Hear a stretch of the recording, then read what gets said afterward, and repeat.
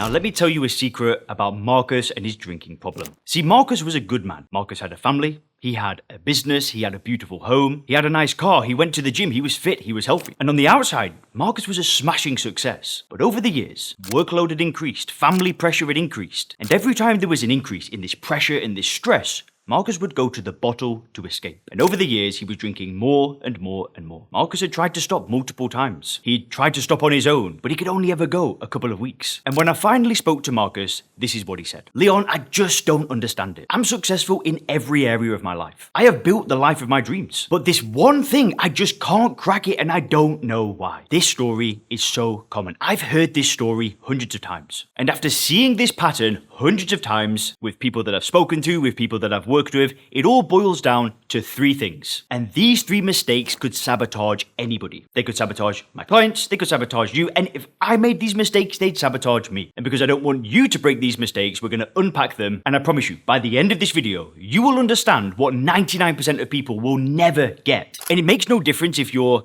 a normal person, a multimillionaire, a doctor. Everybody is making these mistakes. To me, it's mass insanity. And by the end of this video, we're going to restore you to sanity. I can't wait to share this with you today. We're going to be looking at the mistake that I continually made for 10 years and how I fixed it in an instant. We're going to look at another mistake that literally takes a split second to fix, but nobody does it, and I don't know why. And the third mistake isn't just relevant to not drinking, but it's relevant to leveling up in every area of your life. So you definitely want to stay tuned. A very quick introduction. My name is Leon Sylvester. I'm the founder of SoberClear.com, and we're a coaching company that works with business owners and professionals, and we help them get control of their drinking quickly. Our program works in as little as 48 hours, and what we don't do is go to the past and dig up old war stories or anything like that. We focus on the future. We focus on coaching. If you want information on the program, on how it works, just head over to SoberClear.com and you can read a little bit more about the program. There's some videos to watch, some testimonials. And if you're ready to take the next step, if you click the link in the description, you can book a call to speak with our team. It'll just be a short phone call and we can just see if the SoberClear program and my new method could be a good match for you. So again, either SoberClear.com or click the link down below, and now let's get into it.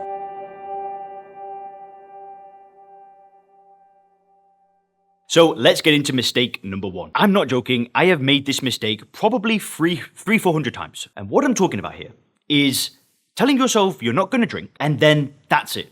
So you're basically winging it. You're cowboying it. You're just praying and hoping for the best. Now, if this truly worked and if this had a decent chance of success, I think most people in the world wouldn't drink. Because how many drinkers have woken up with a hangover and said, I'm not drinking ever again? All the time. I did it when I was 16, 17 years of age. I have an 18-year-old brother. I'm 32. I have an 18-year-old brother. I'm sure he's woken up and said it to himself. So many people have made this promise to themselves and just said, I'm stopping, yet it never works. Like, honestly, it might work 1% of the time. Now, here's the thing. When we're 18 or 19 or just kind of getting our first taste of drinking and getting drunk, and we wake up with a hangover and we tell ourselves we're not going to drink and then we end up drinking again, isn't it weird that when we're 30, 40, 50, 60 or whatever, and then we're seriously sick of drinking and we make a serious attempt, we do the exact same thing that we used to do, but that same thing is the reason why we're still drinking. It doesn't make any sense. And so many people do this. There's no plan, there's no structure, it's just, I'm not going to drink. And then how long does that last? See, the best thing that you can do, if this is you, is have a plan.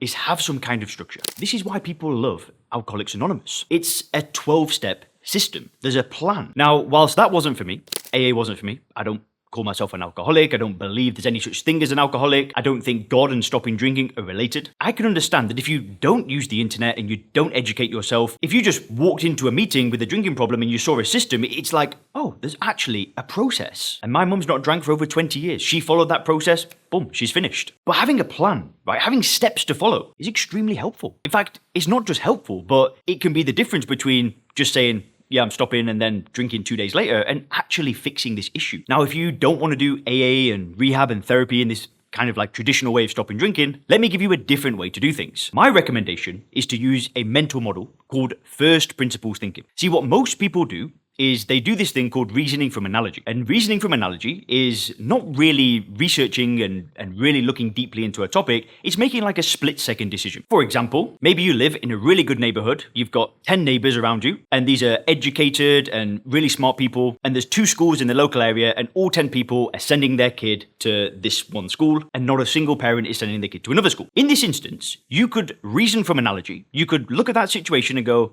well, they're probably right. Is it the right thing to do? It depends. Certain decisions, you need to reason from first principles. Other decisions, it's okay to kind of just cowboy it. But when you use first principles thinking, you break down the problem into its component parts. So if you weren't going to listen to the majority in the 10 people in the school example, you would study the problem. You'd look at this school. You'd go through the prospectus, right? You'd look at the data. You'd look at how many people graduate. You'd look at the grades. You'd look at the headmaster. You'd study the individual component parts and then make a truly informed decision. Then you're not just following the status quo and doing what everybody else is doing. Sometimes it's okay to do what everybody else is doing. We can't break everything down into first principles. It takes a lot of time. But with alcohol, it's a serious problem that's worth spending time, money, and energy fixing because it pays dividends forever. So how you do this is you get alcohol, you get addiction, and you study it. You break it down. And then what you start doing is looking at your internal beliefs and external beliefs in society. You start looking at why you drink, what you think alcohol gives you, what problem it's trying to solve, and you start breaking down your beliefs. You can write them down. And then you go to the external world and you start thinking about, okay, what does society believe around alcohol? And is this actually true? And what you do is you study the component parts of the problem until you're able to put it back together to make an informed decision of whether or not alcohol is worth drinking. That's what I do in my program. We break it down into first principles, we study the individual component parts and put it back together. Then drinking becomes a choice. And when you see alcohol this way, you always choose not to drink it. But just winging it and hoping for the best, listen, if that's you, good luck. My recommendation is find a plan. Get a coach, join a program. If you want to go to AA and go that route, do that. I'm not here to discourage anybody. Whatever works for you works, that's great. But seriously, have a plan.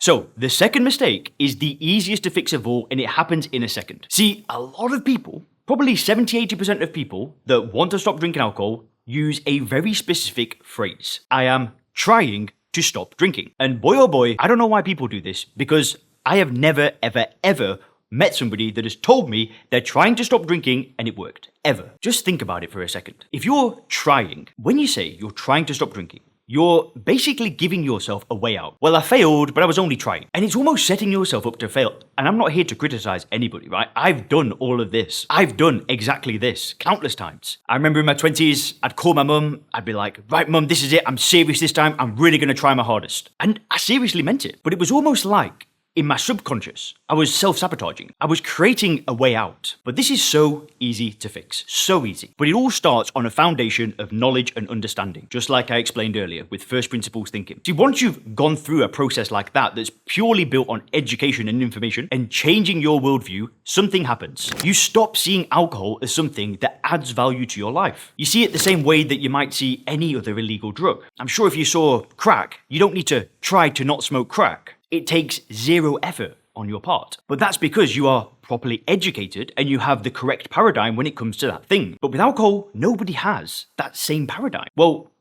people do, like I do, my clients do, so it's possible to get there, but nobody sits down and properly attacks this problem. So that's why everybody's trying. Nobody's just making a choice. But if you ask me, the goal of not drinking is to solve it like you'd solve any other problem. If you had any other health problem, like let's say you get athlete's foot, do you want to try and fix your athlete's foot for the rest of your life? Or would you rather just make a decision, try one medication, do it properly, and then move on? You wouldn't want to have this burden around of athlete's foot for the rest of your life. You'd want to fix it. But with alcohol, we drag it around with us. It doesn't make any sense. The best thing that you can do is change your paradigm, change your worldview. You make one decision to stop drinking alcohol and then you move on. So instead of trying, you just build a new identity. You see yourself completely differently. I know this works because it worked for me and it also worked for my client, Gordon. Now, Gordon has recently shared his story. He just hit 6 months without a drop. If you want to watch that, there'll be a link somewhere up here and then you can also click the link in the description and you can watch Gordon's interview. But once Gordon did that, boom, that was it. 6 months after years of struggling. And now let's get into the third and final mistake.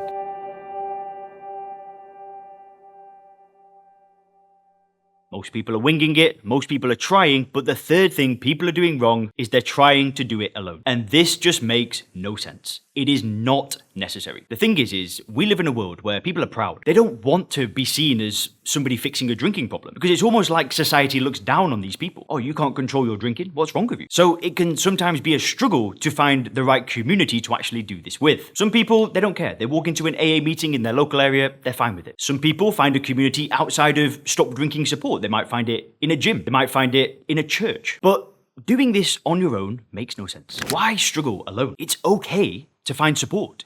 It's okay to ask for help. That's why I built a community into my stop drinking program. Now, that's not for everybody. That's for business owners, high-level professionals, because I wanted to create a community that worked for those people. Because I am an entrepreneur. I wanted to build a community that I liked. But that might not be for you. I'm not saying my program's for everybody. But one thing I'd recommend is find your community. Build a support network. Maybe you need a coach, maybe you need a program, maybe you need a community. But when you're in the right community, what starts happening is people are better than you. That's the hard thing in a good community. I go to a CrossFit gym where every single coach is stronger and fitter than me. So I go there and I am forced to up my game. My coach is a monster, right? He's a beast. He's strong. He's super fit. And I feel like I'm chasing this guy, but that's forcing me to just up my standards and up my game. So when it comes to stopping drinking, why can't we do the same thing? Now, if you want to see if my program is a good match for you, go to soberclear.com or click the link in the description. And if you click the video on the screen now, you can see Gordon's insane transformation. Have a great day.